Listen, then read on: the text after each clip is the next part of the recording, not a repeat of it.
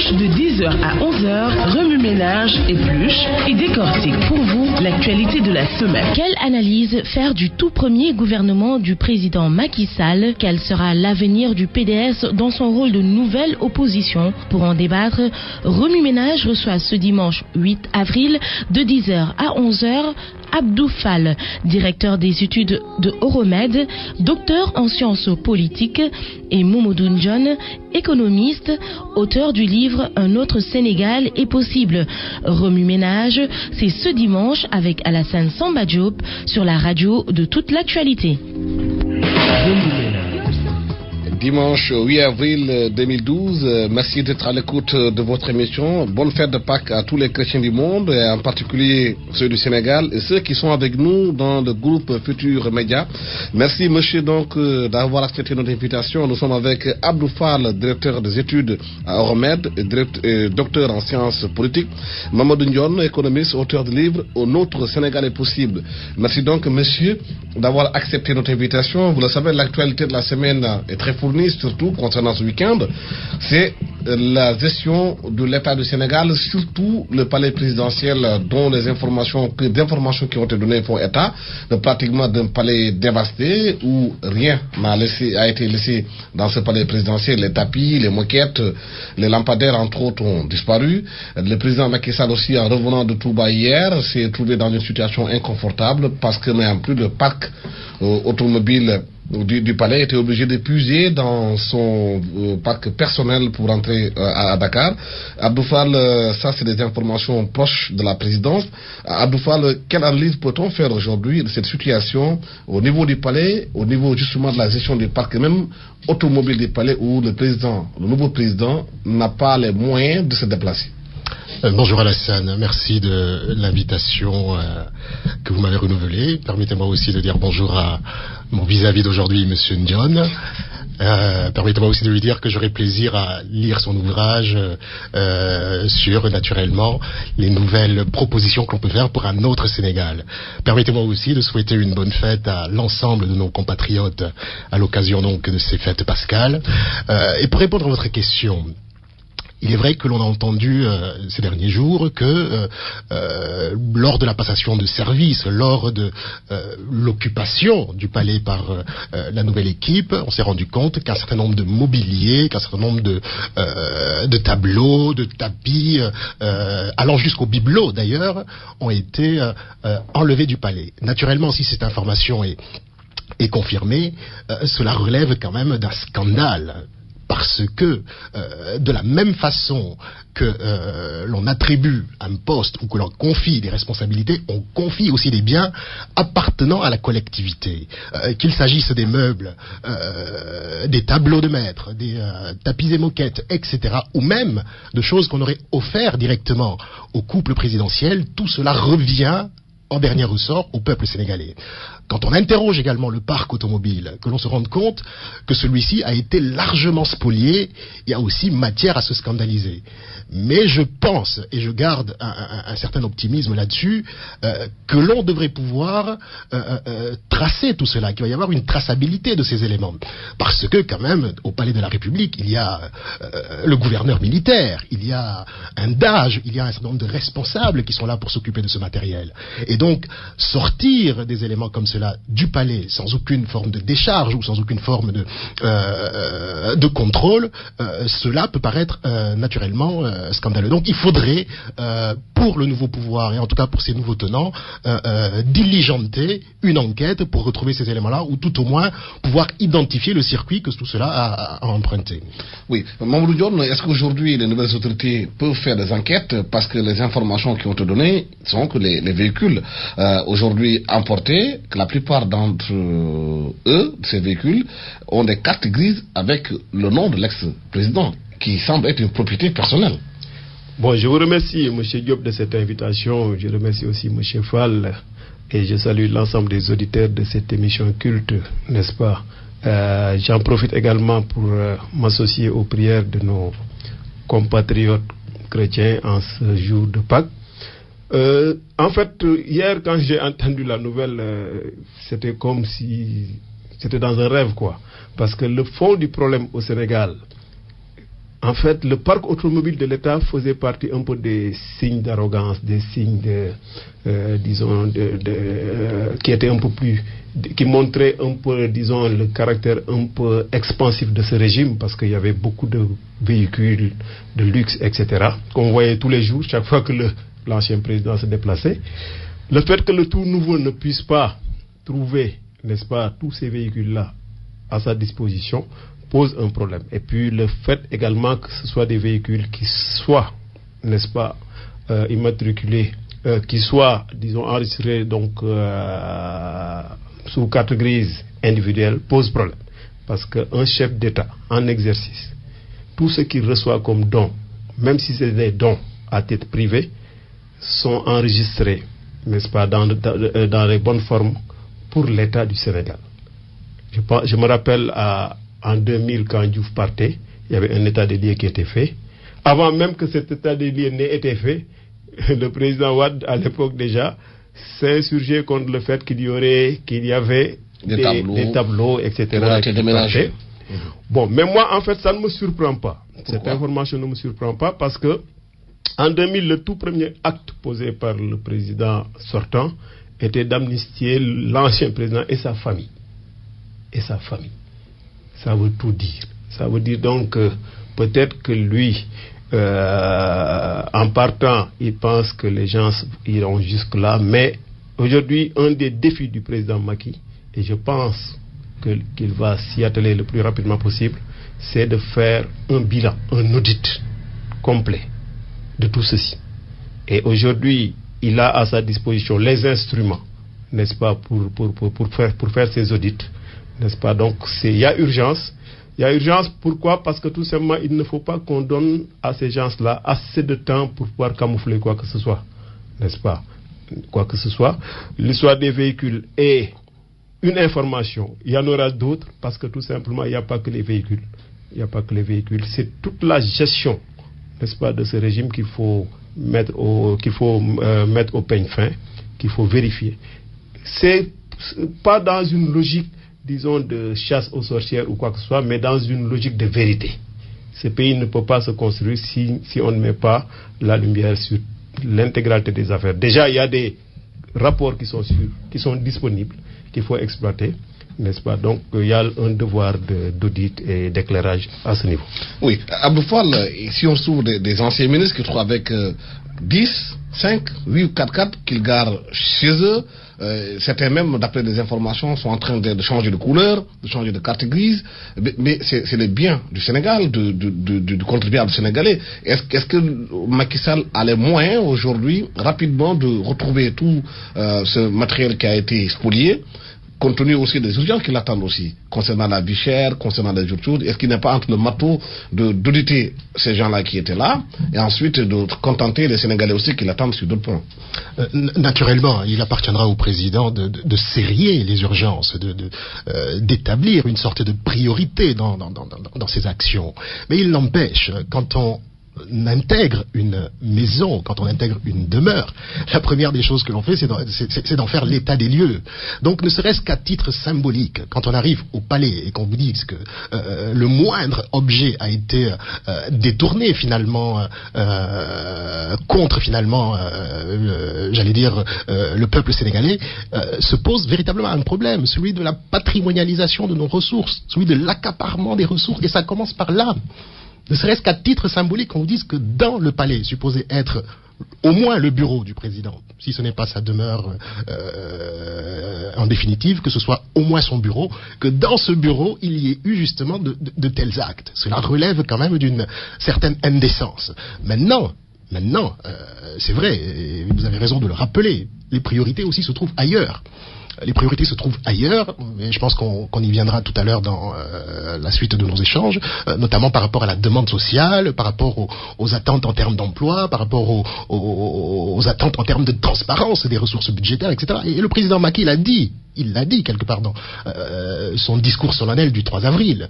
Il a marqué sa volonté finalement de s'inscrire dans une dynamique de transparence, dans une dynamique de clarté dans l'action de l'État. Et donc naturellement, il faudra auditer la gestion du pouvoir précédent. Maintenant, il l'a rappelé par ailleurs avant la fin des élections qu'il ne s'agira pas de procéder à une chasse aux sorcières. Cela veut dire qu'il faudra trouver un équilibre entre cette volonté de mettre de la clarté et de la transparence dans les choses de l'État et dans ce qui a été fait par le régime précédent, et finalement s'inscrire dans une dynamique ensuite, parce que, à ce qu'on suppute ici et là, les caisses de l'État ne sont pas flamboyantes. Il faudra à un moment donné aller chercher des ressources quelque part. Et j'entendais pas plus tard qu'hier que, maintenant ça reste à être vérifié, que Tracfin aurait sans doute estimé, je vais utiliser ce terme pour rester, on va dire... à 800 millions d'euros. 800 millions d'euros. Tenez-vous bien, 800 millions d'euros à l'extérieur. Déposés par des Sénégalais dont on ne connaît pas véritablement l'origine de cette ressource. Donc il faudra, même si l'on ne procède pas à une chasse aux sorcières, aller dans le sens de la récupération des biens qui ont été spoliés. Et donc, pour aller dans le sens de ce que le président a dit dans son discours donc, du 3 avril, il me semble que ce sera un impératif. Et je pense que le peuple sénégalais l'attend là-dessus. Faites un micro-trottoir, c'est pas à vous que je vais le dire, journaliste. Autour de vous, ne serait-ce que dans les rues de la Médina, interrogez le moindre kidam, ce qui vous dira, c'est justement, il va falloir faire de la transparence. Et Monsieur John le rappelait tout à l'heure, on a assisté à une forme d'arrogance, en tout cas sur la fin de ce régime, une arrogance extraordinaire en termes de dilapidation des moyens, en termes d'usage outrancier des ressources de l'État. Et naturellement, on ne va pas passer tout cela par pertes et profits. Maintenant, dans notre culture, au Sénégal, on parle beaucoup de masla. Et que parfois, pour préserver l'unité sociale, pour préserver un minimum de quiétude, un minimum de paix, il ne faudrait pas, en tout cas, aller dans le sens de sanctionner son voisin ou de sanctionner son prochain. Mais un gouvernement, ou en tout cas un pouvoir, se gère aussi parfois sans état d'âme. Il ne faut pas se perdre dans cette forme de facilité qui voudrait que, par pertes et profits, l'on passe les gestions qui se succèdent pour ne se projeter que dans une nouvelle dynamique qui absolve tout cela. Oui. Mamadou Dione, on a assisté aujourd'hui, pas seulement les problèmes des parcs présidentiels ni du palais, aussi il y a un problème foncier concernant le patrimoine de l'État, le patrimoine bâti de l'État, des maisons qui appartiennent à l'État du Sénégal, qui ont été pratiquement dilapidées à des sommes extraordinaires, des gens qui n'avaient même pas une case il y a cela 10 ans, qui se retrouvent avec des immeubles un peu partout. Est-ce que tout cela, Macky doit faire le point pour que les Sénégalais puissent savoir où est passé leur argent? Oui, en fait, chaque fois qu'on dit Macky doit faire le point, bon, finalement les gens peuvent penser que Macky sera tellement surchargé. Mais encore une fois, il y a des organes de contrôle. Macky a à sa disposition, c'est le chef de l'État, mais ce n'est pas lui qui sera au four et au moulin, etc. Il a à sa disposition les instruments pour mettre la lumière sur toutes ces questions. Il n'a qu'à mettre en branle tout ceci dans la sérénité et dans l'urgence aussi. Sérénité et urgence, parce que comme je l'expliquais tout à l'heure, il y a urgence. Par rapport à la question foncière, je me rappelle pendant la campagne, l'ex-chef de l'État, c'est ici à la Médina qu'il avait lancé l'idée de muter les permis d'occuper en titre foncier. Moi, quand j'ai entendu la nouvelle, ça m'a fait un peu rigoler, parce que je me suis dit que est-ce que ce ne serait pas l'occasion pour eux de régulariser tout ce qui a été mal fait, défait, et n'est-ce pas, pendant cette période trouble, n'est-ce pas, des gestions foncières, parce qu'à la limite, le chef d'État, on avait l'impression qu'il se comportait un peu comme le Bourba Djolof, ou n'est-ce pas, un roi traditionnel qui pouvait, n'est-ce pas, faire des choses. Il y a le patrimoine bâti de l'État, où les immeubles ont été aliénés. Même par rapport au patrimoine bâti de l'État, bon, à ce niveau même, c'est avec joie que j'ai entendu une des propositions de Macky Sall, peut-être qu'il va mettre en œuvre à terme. C'est-à-dire qu'aujourd'hui, l'État n'est pas obligé de loger tout le monde, n'est-ce pas? Même ce patrimoine bâti de l'État, il faut faire le point et alléger un peu. Si l'État peut se débarrasser d'une partie de ce patrimoine bâti, ce serait mieux, quitte même à donner à ses hauts fonctionnaires, aux responsables, n'est-ce pas, des primes qui peuvent leur permettre de se loger décemment. Le patrimoine bâti de l'État, effectivement, à ce niveau, ça ne date pas d'aujourd'hui, n'est-ce pas? Depuis 12 ans, la presse en fait état. n'est-ce pas, de ces scandales. Mais moi, aujourd'hui, le problème de fond par rapport à cette urgence-là d'audit, c'est surtout de mettre en branle tout l'arsenal judiciaire, tout l'arsenal de contrôle, des corps de contrôle de l'État.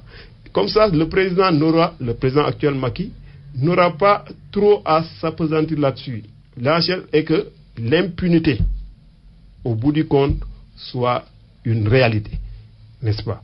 Bon, de plus en plus, quand ces scandales vont naître, il y aura même un risque majeur de désaxage du débat. Je m'explique.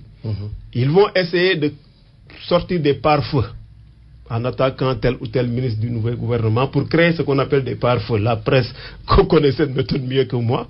Mais aujourd'hui, le peuple doit être tendu vers cette nécessité de l'audit, à commencer par la plus haute autorité de l'État, qui est la présidence. À un moment donné, même être reçu à la présidence était un peu signe de, disons, était un peu mal interprété, parce que la présidence servait plus ou moins de distributeur automatique de billets à Massamba, Mademba, etc. Aujourd'hui, il faut que la presse et tout le monde mette la pression pour que ces audits soient faits dans les plus brefs délais, et surtout qu'on arrête l'hémorragie, parce qu'au moment où on parle, ceux qui ont volé ces véhicules, ceux qui ont détourné ce patrimoine bâti de l'État, ils sont aussi en train de réfléchir sur comment faire de sorte que ça ne soit pas connu, n'est-ce pas? Donc il y a urgence, et il faut que les gens sachent que le temps joue un peu contre le nouveau régime. Il faut que tout ça soit mis, n'est-ce pas, à la lumière le plus tôt possible. Abdou Fall, comment peut-on comprendre dans un pays aujourd'hui que certains ministres ou certains cadres aient des coffres forts à domicile? On a entendu beaucoup de scandales où de jeunes fils de papa qui détournaient l'argent de leur père parce qu'ils ont des coffres forts à domicile, ou même des souterrains où ils gardent l'argent. Oui, vous savez que dans la législation, à partir d'une certaine somme sur le compte bancaire, on commence à ouvrir des enquêtes pour voir comment ces sommes ont été acquises, comment ces biens ont été amassés. Et donc, naturellement, pour se soustraire à cette obligation de déclaration et à cette obligation de transparence, certains se sont rués dans les coffres forts, et naturellement, on a entendu ici et là que certains d'entre eux avaient des sommes faramineuses. Je n'ose pas les prononcer ici, parce que je n'en ai pas la certitude absolue. Mais enfin, ça a été agité ici et là. Et on a entendu, il est vrai, que certains de leurs enfants ont été d'ailleurs les premiers à se servir. Cela a fait les choux gras dans la presse.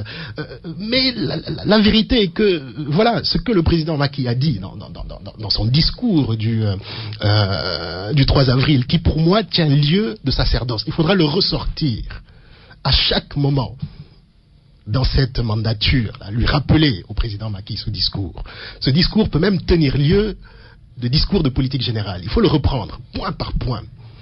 Il émet des éléments sur la gestion, sur la transparence de la gestion, sur la redevabilité, sur la nécessité de venir expliquer aux Sénégalais en toute transparence l'état des lieux de notre économie.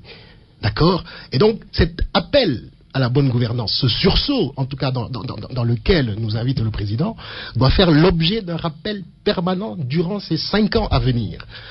Parce que oui, on a assisté pendant ces 12 années qui viennent de passer à cette logique de captation, à cette logique de prévarication à tous les niveaux qui ont naturellement fini de mettre notre économie dans l'état dans lequel elle est en ce moment, où on nous dit que les caisses sont absolument vides. Il appartiendra à ce gouvernement qui s'installe de nous dire quelle est la tonalité réelle de cette économie, parce qu'on dit que les caisses sont vides, qu'il n'y a rien. On suppute ici et là que certains auraient disparu avec des mallettes, d'autres se seraient enfuis avec je ne sais quel montant. Tout cela doit être tiré au clair, Alassane. Et naturellement, il appartiendra aux services constitués. Il y a des corps de contrôle dans ce pays qui ont d'ailleurs des galons dans leur gestion de ces choses-là, les vérificateurs sont là. Donc qu'ils aillent jusqu'au bout des choses, et le président l'a dit dans ce discours aussi, qu'il les laissera aller jusqu'au bout de leur œuvre. de contrôle et finalement d'évaluation de cette économie nationale. Je rappelle que vous suivez Rémi Ménage qui reçoit Abdou Fall, directeur des études à Euromède et docteur en sciences politiques, Mamadou Dione, économiste, auteur du livre Un autre Sénégal est possible. Mamadou Dione, est-ce que notre Sénégal est possible avec le gouvernement de Macky Sall qui vient de s'installer? L'un des premiers scandales aussi qui a été révélé par la presse concerne cette licence, semble-t-il, qui a été accordée en tiers, où on parle, le ministre parle d'installation, d'autorisation d'installation des moyens techniques pour une téléphonie, pour ceux qui veulent s'installer. Les gens parlent de 100 milliards. Il y a une sorte de nébuleuse, c'est une information qui a été pratiquement cachée aux Sénégalais. Oui, en fait, moi je m'attends chaque jour à ce qu'il y ait une dizaine de scandales qui sortent, parce qu'avec avec tout ce qui s'est fait avec ce régime, moi, rien ne me surprendra. L'explication fournie par l'ex-ministre de la Communication à ce sujet est un aveu. Est un aveu parce que c'est des termes techniques, autorisation d'opérateur d'infrastructure à la place de licence. Et puis même en le disant, il explique même le stratagème qu'ils ont utilisé pour contourner le code des marchés. Parce que s'ils se lançaient dans l'attribution d'une licence, il y avait beaucoup plus de contraintes. Ils ont créé ce qu'on appelle l'autorisation d'opérateur d'infrastructure. Mais derrière, il suffit qu'ils donnent, une fréquence à cet opérateur pour que cet opérateur puisse travailler avec pignon sur rue comme les opérateurs téléphoniques actuels. N'est-ce pas? Donc, il n'a pas nié dans son explication, l'ex-ministre, l'histoire des 100 milliards. Il n'a pas nié le fait que ça a été fait entre les deux tours. Tout ça, il n'a pas nié. Il a essayé de se justifier. Mais c'est une pratique de ce régime. C'est une pratique de ce régime. Tout à l'heure, M. Fall insistait sur la nécessité, n'est-ce pas, d'aller vers cette transparence totale. Moi, c'est avec joie que j'ai retenu la phrase focale du discours du président Macky quand il disait « Je ne protège personne ». Personne. Il a insisté là-dessus. Je ne protège personne, c'est destiné à ses ministres actuels. Moi, je me dis que quelqu'un qui ne protège pas ses ministres, les ministres qu'il a nommés, certainement, il ne protégera pas ceux qui ont fait des scandales dans l'ancienne gestion. Donc, moi, je me dis que c'est la patrimonialisation de l'État, la familiarisation même de cet État-là, qui nous a conduit à tout ceci. Quand le président sortant se battait, tout en sachant qu'il n'a pas droit à un troisième mandat, quand il se battait coûte que coûte pour continuer, moi je me dis que c'est parce qu'il y avait des cafards qu'il ne fallait pas que les gens voient. Moi je me suis dit, comment un homme qui a cet âge-là, qui constitutionnellement ne peut pas... Quel est le mobile fondamental qui peut le pousser à aller jusqu'au bout, si ce n'est d'essayer de protéger des gens qui ne doivent pas l'être? C'est ça le problème de fond. Aujourd'hui, ce serait un acte fondateur d'une nouvelle république que de tirer tout ça au clair. Si on ne tire pas ça au clair, tout ceci, si on ne le tire pas au clair, c'est comme si c'est l'ancienne république qui continuait avec tout ce qu'il y avait comme scandale. Et à ce niveau, moi, j'ai un préjugé favorable pour le président Macky. Préjugé, je veux dire, j'insiste beaucoup là-dessus, favorable, parce que le discours qu'il a tenu, n'est-ce pas, le 3 avril, est un discours effectivement qui peut tenir, n'est-ce pas, de digne de conduite pour tout le monde. Parce que comme disait Napoléon, que Dieu me préserve de mes amis, mes ennemis je m'en charge. Un chef d'État doit beaucoup plus faire tout pour se prémunir contre ses proches, sa famille, ses amis, ses ministres, etc., plutôt que de passer tout son temps à se battre avec l'opposition, etc. Donc moi je me dis qu'aujourd'hui, il est d'une urgence capitale, il est d'une nécessité nationale que de tirer l'intégralité des affaires, n'est-ce pas, au clair. Chaque jour, il y en aura, mais ça ne doit pas nous détourner de l'objectif de mettre en branle tous les corps de contrôle pour, à chaque fois aussi, que la justice fasse son travail dans les plus brefs délais. Abdou Fall aussi, l'information du gouvernement de Macky Sall était attendue. Dès que le gouvernement a été mis en place, il y a aussi des casseroles qui ont accompagné ce gouvernement concernant la nomination du Premier ministre, où son dossier a été ressorti, concernant sa gestion en tant que personne morale qui a été directeur de la BST, je pense bien, un dossier que quelqu'un avait porté plainte qui est pendant devant la justice. Il y a d'autres aussi ministres qui ont été épinglés par la presse. Quelle analyse faut-il faire justement de ce gouvernement de Macky Sall qui est dans une situation où ils sont obligés de faire de la transparence, si aussi certains d'entre eux aussi ne sont pas transparents? Oui, c'est juste la bonne preuve que ils sont sous observation, que les membres de ce gouvernement sont véritablement sous observation de leurs concitoyens. Ça veut dire que les journalistes jouent aussi ce rôle de vigie qu'ils ne doivent pas perdre. Ce n'est pas parce qu'on a de la sympathie, en tout cas pour le nouveau gouvernement qui arrive, qu'il faudra fermer les yeux ou avoir des œillères sur ce qui se passe. Naturellement, on a mis en avant un certain nombre de petits problèmes. Je mets petits problèmes entre guillemets parce que évidemment on a parlé de la personne du Premier ministre, Monsieur Abdoul Mbaye, non pas en intuitif personnel, hein, c'est parce qu'il a été directeur de la BST qu'il y a eu une procédure judiciaire qui a été, semble-t-il d'ailleurs, vidée puis à nouveau remis en selle, mais enfin qui est pendante devant la justice. Donc évidemment, il faudra donner les gages de transparence là-dessus aussi, voir dans quelle mesure le Premier ministre lui-même sera un justiciable entre guillemets ordinaire, si tant est qu'il puisse l'être du fait de son statut. Mais enfin, il va falloir qu'il y ait une justice équidistante dans cette affaire-là. Que l'on aille jusqu'au bout, évidemment, mais aussi en préservant cette idée de la présomption d'innocence. Tant qu'il n'a pas été condamné, tant qu'il n'a pas été définitivement condamné, on ne peut aller que dans des conjectures ou dans des supputations, ou en tout cas... Est-ce qu'on peut être Premier ministre tout en ayant un dossier pendant devant la justice?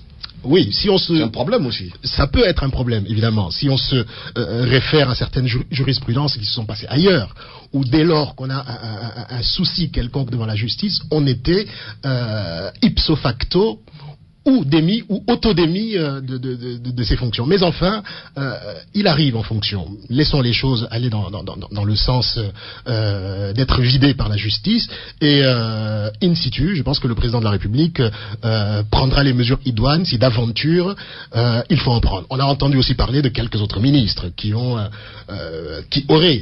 eu quelques problèmes de mœurs. On a même parlé d'un ministre qui serait repris de justice parce que ayant semble-t-il, commis quelques délicatesses à l'encontre des bonnes mœurs. Donc tout cela, évidemment, est sous l'observation des citoyens qui ne doivent pas perdre ce rôle de vigie, les journalistes qui ne doivent pas perdre leur rôle d'investigateurs et qui doivent, sur des cas précis, aller jusqu'au bout des investigations. Ne pas juste secouer les choses comme un hocher, puis aussitôt laisser tomber. Donc, évidemment, ça entache un tout petit peu le début de cette mandature, que l'on sorte ici et là quelques éléments de cette nature. Mais enfin, n'allons pas plus vite que la musique, laissons le gouvernement s'installer. Jugeons-le ensuite à l'œuvre dans ce qu'il aura fait, dans les actes qu'il aura posés, dans les décisions qu'il aura prises. Et à partir de ce moment-là, on pourra monter d'un cran dans la démarche critique qu'il faut avoir en permanence vis-à-vis de ce gouvernement. Monsieur John, si on en arrive là, est-ce que quelque part les services de renseignement, s'ils ont fait le travail, n'ont pas failli à l'enquête de moralité qu'ils doivent faire par rapport au gouvernement qu'ils ont mis en place, ou bien est-ce qu'il y a même eu enquête de moralité? Oui, en fait, moi, concernant cette histoire du Premier ministre, en fait, c'était un secret de polichinelle. Tout le monde savait que le Premier ministre, quand il était directeur général d'une banque de la place, qu'il y avait cette affaire qui a été vidée en 2006 en sa faveur, en 2008 également en sa faveur, et en 2009 en sa faveur, n'est-ce pas? Actuellement, donc, c'est l'opérateur étranger, guinéen pour ne pas le nommer, qui a en fait plus ou moins remis l'affaire disons en selle pour pouvoir disons avoir gain de cause. Bon, à ce niveau, le gouvernement de Macky a été disons mis sur pied peut-être dans des contextes un peu particuliers, parce que c'est un gouvernement dans lequel il fallait régler le problème de Benno Bokk Yakaar, il fallait régler également le problème des urgences, et également il fallait disons trouver dans un souci d'équilibre, quelqu'un de la société civile. Macky Sall n'était pas chef de l'État avant, n'est-ce pas? Mais est-ce une raison que les services de renseignement n'aient pas fait de travail correct de moralité de ceux-là qui doivent diriger le Sénégal?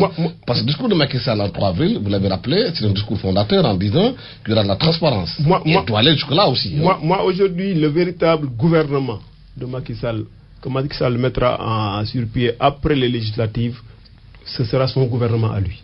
Mais moi je me dis que le gouvernement actuel était un gouvernement dans lequel il fallait chercher des équilibres, qu'il fallait mettre en place des équilibres. Même le simple fait qu'il ait choisi un banquier comme Premier ministre. Mais ça ne dédouane pas de faire la question. Ça ne dédouane pas. Et moi, je ne désespère pas que ce sera fait, n'est-ce pas, pour asseoir, disons, ce sera fait pour, dans un souci de transparence. Mais, question, est-ce que quelqu'un qui a eu à exercer comme banquier, qui a gagné un procès 3 fois, est-ce que ce quelqu'un-là, on doit encore avoir à son égard un préjugé défavorable? C'est une question d'ordre moral. Moi, je me dis que le Premier ministre Abdoul Mbaye est allé en procès à 3 reprises avec la même personne, procès qu'il a eu à gagner. Et ça, il faut aussi que la presse donne toute la bonne information à ce niveau. Mais oui, mais la presse quand même a dit que le gars a reposé l'autre plainte aussi, qui est pendante. La plainte est pendante. C'est important de préciser. Moi, mon souci, il y a 2 niveaux. Il faut qu'on soit transparent et qu'on soit très exigeant vis-à-vis du nouveau gouvernement. Mais n'oublions pas qu'il y aura beaucoup de pare-feux qui seront allumés pour détourner l'actuel gouvernement aussi de sa nécessité de faire le bilan de l'ancien régime. Il y aura énormément de pare-feux qui seront allumés à gauche, à droite. Aujourd'hui, trouver un Sénégalais, disons, qui est irréprochable à 100%, ce sera peut-être un peu difficile. Mais il y a des choses qu'on ne doit pas excuser. Quelqu'un qui a été, qui a eu à avoir mal à partir avec la justice, qui a été condamné, quelqu'un qui a eu des problèmes de mœurs, il ne doit pas figurer dans un gouvernement. Ça aussi, il faut qu'on soit ferme là-dessus, mais il faut qu'il ait été condamné. Parce que aussi, il faut qu'on respecte un peu, n'est-ce pas, l'équilibre des institutions.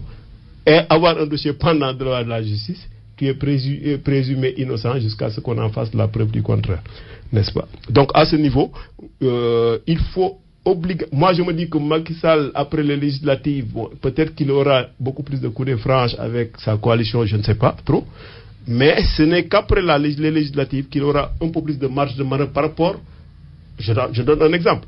Les coalitions, que ce soit le PS ou le Benno Siggil Sénégal, Macky leur a dit envoyez-moi des hommes. Mais moi, je me dis qu'après les législatives, ça ne devrait pas se passer comme ça. Ça ne devrait pas se passer comme ça. N'est-ce pas? Il ne s'agira pas, peut-être, même si les partis lui envoient des hommes, il doit pouvoir avoir un droit de veto, n'est-ce pas, sur certaines personnes. Abdou Fall, ça nous fait entrer de plein pied dans le 3e point de notre débat. C'est le Parti démocratique sénégalais qui se retrouve aujourd'hui dans l'opposition. On a l'impression que le PDS, qui était dans l'opposition avant 2000, a goûté au délice du pouvoir pendant 12 ans. Aujourd'hui, ils sont dans l'opposition. Est-ce que vous pensez que le PDS aujourd'hui est prêt pour assumer cette opposition? Oui, Alassane. Vous savez, dans certaines théories de sciences politiques, on nous dit qu'un État n'a véritablement atteint la démocratie, en tout cas dans ce qu'elle a de plus vertueuse, que dès lors que les partis principaux ont exercé successivement et le pouvoir et l'opposition. Aujourd'hui, on se retrouve au Sénégal dans cette configuration-là, où l'ensemble du spectre politique a exercé à un moment donné le pouvoir, ou s'est retrouvé à un instant T plus 2 dans l'opposition. Donc l'un et l'autre ont cette expérience de la dualité du pouvoir. Et aujourd'hui, le PDS, après avoir été pendant un certain temps dans l'opposition, puis après avoir gouverné pendant 12 ans, se retrouve à nouveau dans l'opposition, devrait avoir et la culture de la République, parce que d'ailleurs on rappelait assez souvent en parlant du PS et de Ousmane Tanordien qu'il avait cette posture de républicain parce que justement ayant exercé le pouvoir et ensuite s'étant inscrit dans une opposition avec les oripeaux de la démocratie. Et aujourd'hui le PDS se trouve dans cette configuration-là.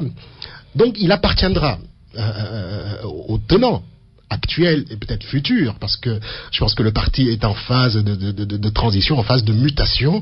Il appartiendra à ce parti, au PDS, de jouer véritablement et pleinement ce rôle d'opposition républicaine, qui se serait départi de certaines choses qu'on lui reprochait antérieurement. Vous savez que généralement on disait que le Parti démocratique sénégalais est un parti habité par la violence, qui ne savait peut-être pas s'opposer sereinement, qui n'avait pas suffisamment d'arguments à faire valoir autres que la force et autres que la violence. Non, aujourd'hui, je pense qu'on a atteint un régime d'équilibre au niveau du Sénégal, où l'ensemble des partis de gouvernement en tout cas, ont cette faculté, cette capacité finalement d'avoir la capacité donc de gérer, mais aussi d'avoir cette approche critique vis-à-vis du pouvoir. On ne s'inscrira pas forcément dans la logique anglo-saxonne du shadow cabinet, c'est-à-dire quand on est dans l'opposition, on se prépare comme si demain on devait réaccéder au pouvoir. Naturellement, c'est dans cette configuration-là qu'il faudra que l'on tende. Maintenant, il y a ce qu'on appelle des réflexes. Il y aura un certain nombre d'éléments qui vont subsister au sein du PDS. Cette violence, on ne s'en départit pas du jour au lendemain. C'est la culture démocratique. Et le parti portera véritablement son nom à ce moment-là, Parti démocratique sénégalais. Mais cela passe aussi par une démocratisation des mécanismes internes. Ce que l'on réfute en ce moment. Parce que jusqu'à présent, la constante reste la même. Ou en tout cas se veut la même. Et c'est de se maintenir vaille que vaille, comme disait tout à l'heure M. John. La constante, le secrétaire général national de ce parti, Abdoulaye Wade, est encore là. Évidemment, moi, je ne reproche pas à M. Abdoulaye Wade de rester encore à la tête de son parti, parce que celui-ci, autrement, aurait volé en éclats au lendemain des élections. Ailleurs, on a reproché à certains leaders de parti d'avoir quitté le navire dès après une défaite. Ça a été le cas de Jospin en France. On lui a longuement reproché pour avoir perdu les élections de 2002 et aussitôt dire je me retire de la politique, je ne m'inscris plus dans aucune structure. Ça a été une faute majeure. Et c'est peut-être dans cette perspective qu'il faut aussi lire le fait que Abdoulaye Wade se maintienne à la tête de son parti, essaie de l'organiser dans le sens de ses législatives et peut-être aussi pour pallier le fait qu'il ne l'a pas préparé lui-même à une relève. Parce qu'il a vampirisé, il a cannibalisé tout ce qui était susceptible finalement de le relever dans la fonction. Évidemment, quand les gens du PDS s'alignent comme des petits pois et jurent la main sur le cœur qu'il n'y a qu'une constante, c'était une manière de lui donner raison. Aujourd'hui, la constante commence à être décriée par endroits. C'est pas que les rats sont en train de quitter le navire, mais enfin, il y a des velléités contestataires qui sont en train de prendre forme. Certains vont même jusqu'à dire qu'ils vont peut-être créer leur propre structure politique. Certains l'ont commencé même un tout petit peu plus tôt, avant la fin de l'opération électorale présidentielle. On a vu Baldé s'afficher sur certains sites, et même le jour de la proclamation des résultats, dire qu'il allait, naturellement avec certains de ses amis, peut-être créer un parti. On a entendu Aminata Lo il n'y a pas si longtemps, on a entendu Maître Sey il n'y a pas si longtemps, on a même entendu l'ancien Premier ministre Souleymane Ndéné dire qu'après Wade, il ne s'alignera derrière personne, ce qui veut dire que s'il n'est pas là aujourd'hui pour contenir en tout cas cet éclatement probable, le parti serait parti, pardon de la répétition, en lambeaux. Justement, Ndion, quel avenir pour le Parti démocratique sénégalais dans l'opposition? Est-ce que vous pensez qu'ils vont faire peut-être comme le Parti socialiste en disant que c'est un parti républicain, ou bien une recomposition qui va se faire dans ce Parti démocratique sénégalais qui quand même a marqué l'histoire politique du Sénégal?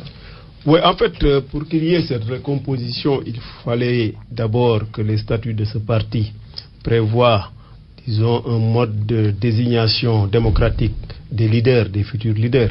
Aujourd'hui, dans les statuts du PDS, même un congrès est lié à une législature et non disons, au calendrier normal républicain, n'est-ce pas? Aujourd'hui, le PDS, comme l'a dit tout à l'heure M. Fall, a commencé déjà à éclater, parce que le fait que Souleymane Ndéné ait dit que je ne serai derrière personne, le fait que Baldé ait dit je vais créer mon parti, le fait qu'à Saint-Louis, les partisans de Ousmane Masseck et ceux de l'autre Ousmane Ngom, n'est-ce pas, commencent déjà à se positionner, fait que il sera très difficile pour le PDS de trouver un leader capable de maintenir l'unité de ce parti. Donc on va vers un éclatement du parti. Il y aura un éclatement, et cet éclatement même se fera même avant juste après ou avant les législatives, parce que quand il s'agira de confectionner les listes, déjà il y aura beaucoup de problèmes à ce niveau, d'autant plus que le président Wade dit qu'il ne sera pas dans ces... Omar Sarr nous apprend que Wade ne sera pas sur les listes, donc qui choisir, ce sera déjà comme tête de liste, parce que n'oublions pas que pour les élections législatives, c'est en général la photo de la tête de liste qui est sur les bulletins. Il y a la liste nationale et la liste départementale aussi. Voilà. C'est pas évident. Voilà, donc ce ne sera pas évident. Au-delà du PDS, se pose le problème global de démocratie interne dans les partis politiques au Sénégal. Surtout quand ils commencent la traversée du désert. Pour moi, aucun parti n'est assez démocratique au Sénégal pour organiser une transition en interne. Pratiquement, il n'y en a pas. Imaginons, tous les partis de gauche sont nés du PAI, des franges du PAI. Les autres partis, tous les nouveaux partis... Mais comme l'un des rares partis qui quand même joue un rôle aussi démocratique, c'est le Parti Socialiste. Là, au moins, les secrétaires généraux tournent.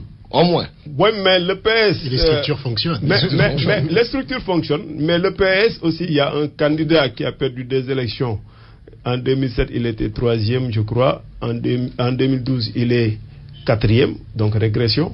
Et qui aurait choisi les ministres qui siègent avec Macky. Est-ce qu'il avait toute la légitimité pour choisir cela? C'est un problème d'ordre moral. Bon, sans s'immiscer dans les histoires des partis politiques, moi je me dis qu'il y a un problème de culture démocratique. Il a été quand même élu au Congrès. Hein? Il a été élu au Congrès. Non, il n'a pas encore passé la main. Il n'a pas encore passé la main. Est-ce qu'il passera la main? Grosse question. Wait and see, comme disent les anglo-saxons. Au-delà de ces aspects, moi je me dis que pour les réformes même à venir par rapport à la Constitution, par rapport aux partis politiques, il faut que les partis jouent le rôle, soient démocratiques à fond. On ne peut pas exiger d'un État qui soit démocratique alors que les partis ne le sont pas. Un parti doit tenir des réunions, des instances, des renouvellements, des congrès, n'est-ce pas? Un parti doit... Demain, si un parti même enfreint la loi d'une association, parce que le parti politique avant tout c'est une association, ce parti doit être interpellé par les institutions en place, notamment judiciaires, etc., s'il y a des recours. L'histoire de Andedjev PADS a montré un peu la difficulté qu'il y avait un peu à rechercher la légitimité des uns et des autres. Les partis doivent s'inscrire dans une légalité républicaine. Et cette légalité républicaine, elle est régie par des lois, n'est-ce pas? On ne peut pas créer un parti sans tenir des réunions, sans qu'il y ait des comptes, n'est-ce pas? Sans que l'on sache les finances du parti, comment ça fonctionne. Sans que l'on ne sache comment le renouvellement s'opère. Parce qu'une constante, déjà, seul Dieu est une constante. Quand j'entendais parler de constante à l'époque, bon, ça me faisait vraiment tiquer. Parce qu'il n'y a que le bon Dieu qui est une constante. Et les gens qui utilisaient la notion de constante, ils ont été après les premiers à fustiger cette même constante. Donc le PDS survivra difficilement. Il y aura peut-être 2 ou 3 partis.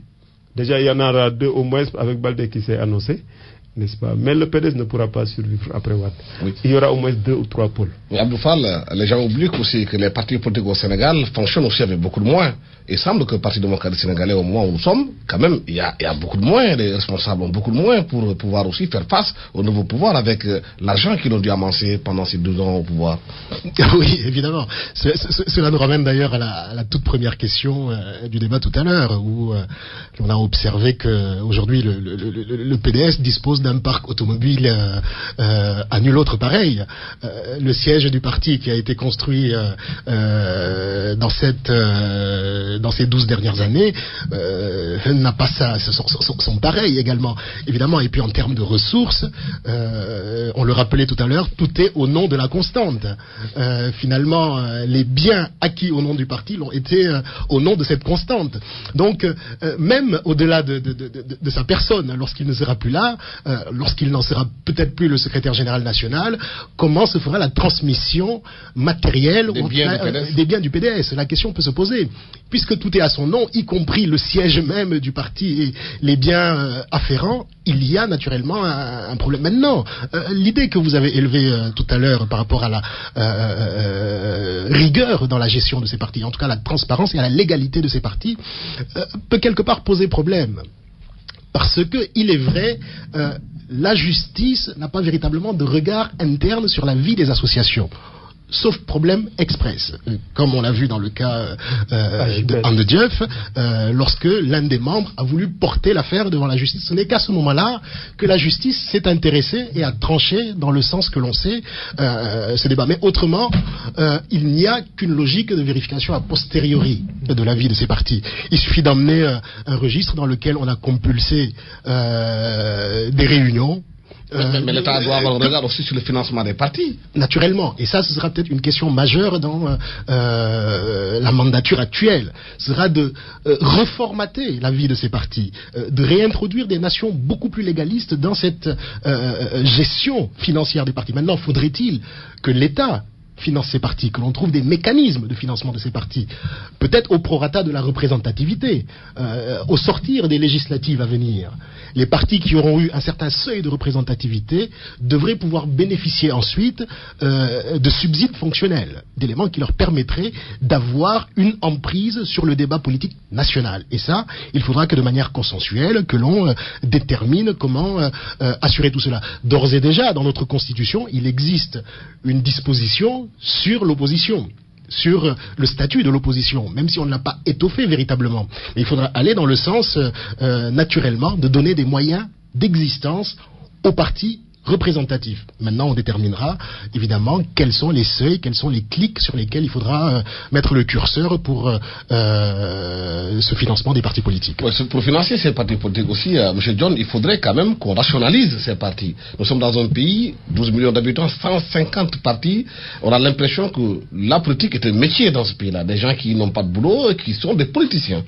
Absolument. Moi-même, d'ailleurs, dans mon livre Un autre Sénégal est possible, j'en parle un tout petit peu.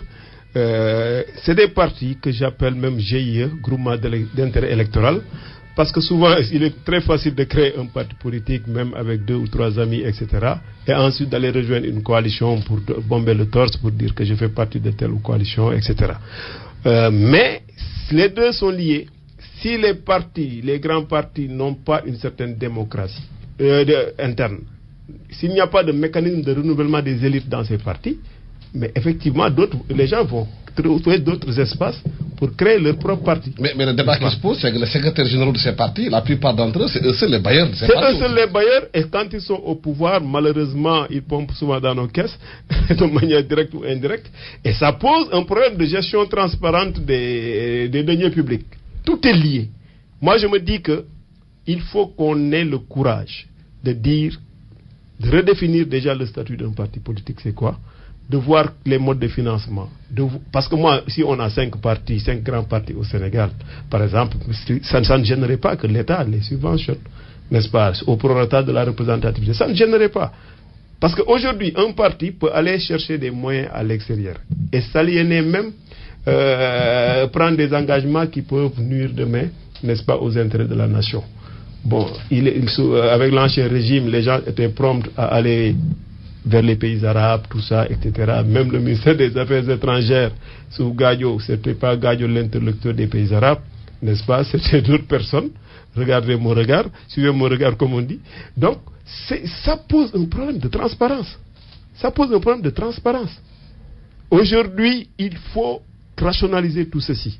C'est la raison pour laquelle il faut ce que le président Macky a abordé dans son discours, la commission pour discuter un peu des conclusions des assises nationales, mais il va falloir intégrer cette donne. Les partis politiques, on doit les analyser pour voir quel doit être leur cadre d'évolution, leur cadre d'organisation. Autrement, c'est les tares de l'ancien système, c'est les tares qui vont continuer, parce que quoi qu'on puisse dire, un parti politique aussi a un rôle très important à jouer dans la vie démocratique d'une nation. Abdou, donc, est-ce qu'il faut réorganiser l'espace politique au Sénégal aujourd'hui, vu la configuration qu'on a dans l'opposition au sein des pouvoirs? Oui, l'espace politique est en train de s'auto-réorganiser lui-même. Mais je voudrais juste mettre un bémol quand même à ce que M. John a dit. Je ne suis pas, moi, pour la limitation des partis. Il faudrait les laisser s'exprimer, mais naturellement, c'est les partis les plus représentatifs qui vont survivre. Qu'on ait 200 partis aujourd'hui, si les 190 n'ont aucune base populaire, aucune base électorale, ils ne survivront pas. Sauf à aller alimenter le parti au pouvoir, ce que l'on a observé effectivement dans le régime précédent.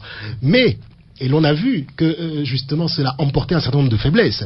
Parce que si vous avez une coalition qui s'appelle FAL, qui prétend regrouper 80 partis, et que ces 80 partis individuellement sont incapables de vous apporter 0,5% de l'électorat, ça ne sert à rien. Et ce à quoi on a observé. Le président Ouad, malgré le soutien des FAL, de la CAP 21, 80 partis, si un seul de ces partis, ou chacun de ces partis lui apportait 0,5%, il aurait eu au moins 40% avec la CAP 21. Ce qui veut dire que ces partis politiques qui ont été créés n'ont pas eu effectivement cette assise populaire, cette assise électorale, et sont appelés à disparaître de leur belle mort. Et c'est ce qui va sans doute advenir. Donc cette recomposition est en train de s'effectuer naturellement par la voie des urnes, comme on a vu, on vient de le voir lors des présidentielles, et ça va se confirmer lors des législatives à venir. Maintenant que Macky Sall s'est installé, que l'opposition, comment dire, va s'organiser aussi pour s'opposer, aujourd'hui, comme vous l'avez dit, est-ce que ces partis-là, les rationaliser, ne posera pas un problème aussi concernant le financement? Oui, en fait, ça va poser le même problème, mais juste pour dire à M. Fall que ces partis non représentatifs, ce sont ces mêmes partis après qui vont réclamer leur part du gâteau quand le parti qu'ils ont soutenu arrive au pouvoir. Et voulant maintenant leur donner ce qu'on appelle en le delo ndjoukal, automatiquement on tombe dans les mêmes travers.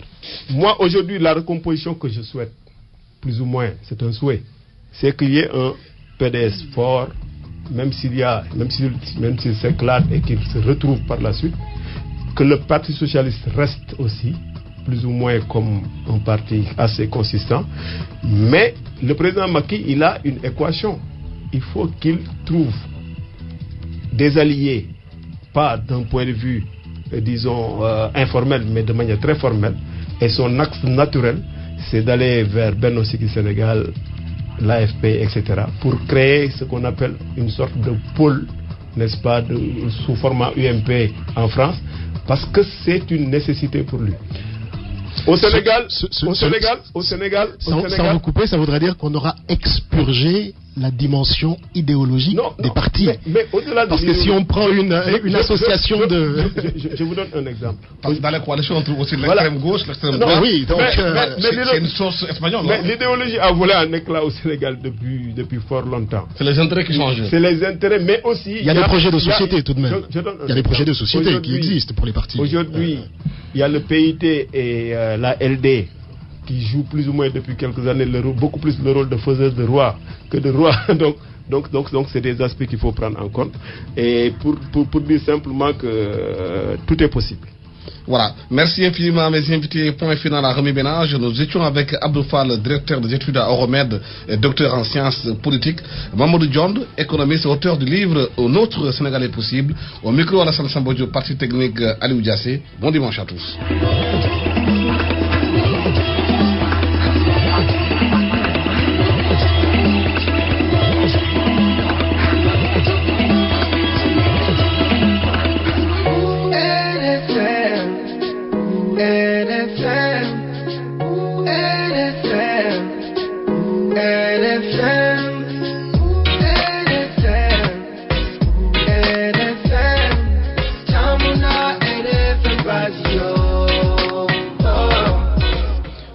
Sur la RFM, une synthèse de l'actualité avec El Hadji Ndiogou Diène.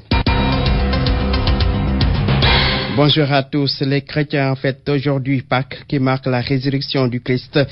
Chez nous, la messe pascale à la cathédrale de Dakar a été présidée par le cardinal Théodore Adrien Sarr.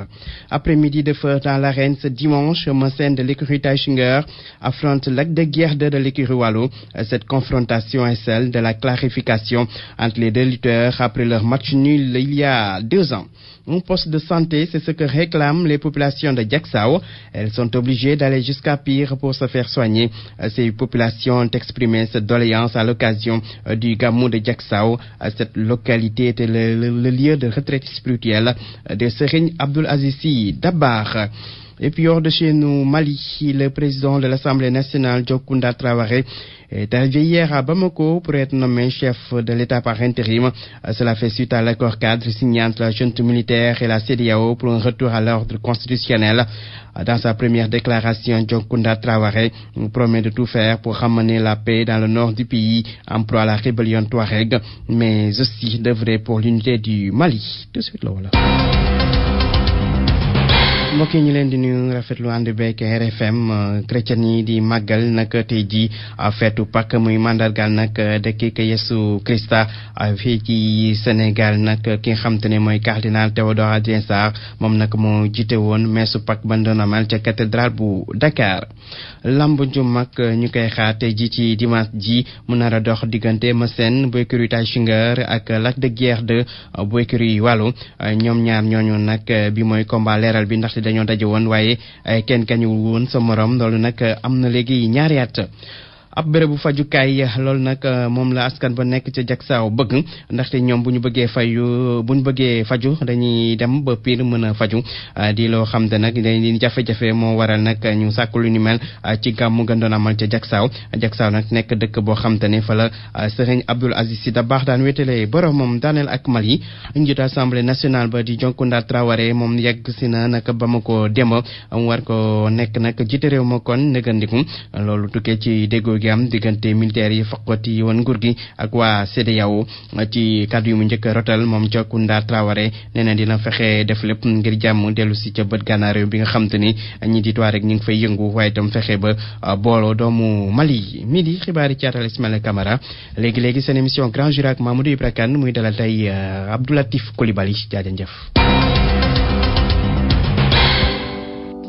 Réussir, le magazine du business, le mensuel économique des références, sera